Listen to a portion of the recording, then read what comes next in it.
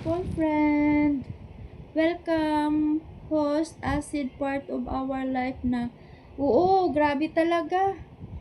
Kahit mga anak ko, grabe talaga. Ang taas ng acid nila. Mga anak ko na, yung panganay ko na doktor na sa ilang bisis na doktor dahil sa acid. Ang pangatlong anak ko, ganun din. Skilly, very respectful, or get time out. Thank you, honey Mike.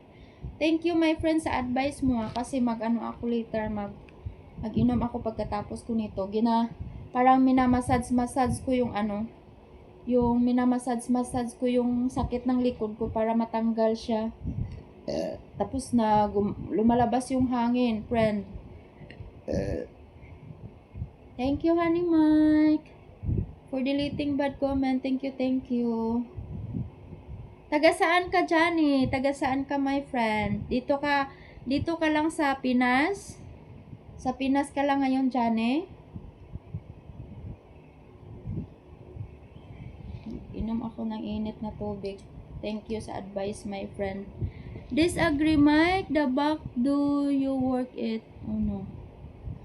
Very respectful, Skilly. Why I need to walk to your back? What happened? Okay, maraming salamat, friend. Tagalog ka, Johnny? Tagalog ka ba, Johnny? Tagalog ka, friend? Your acid goes to your back. Ganun ba? Hello. Kaya pala, friend. Sakit ng likod ko. Sabi ko, hala, ano ba to?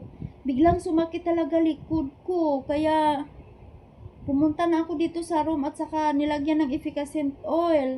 So mag-inom ako ngayon ng hot water. Thank you sa advice, friend, ha. Thank you talaga, friend. Kasi kung hindi mo ako sinabihan, friend, ako parang wala talaga akong alam na akala ko hangin lang. Akala ko yung hangin lang ang ko.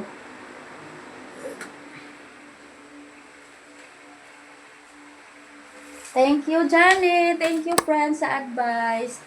Mag-inom ako ngayon ng hot water. Kasi may thermos naman kami eh.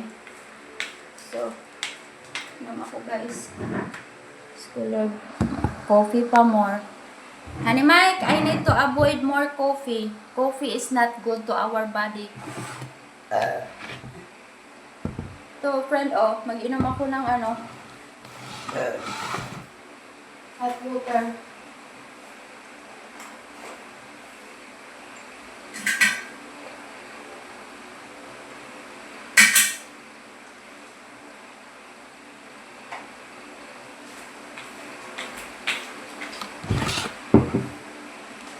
Uy, hello, Eric Santos! Bye na, guys!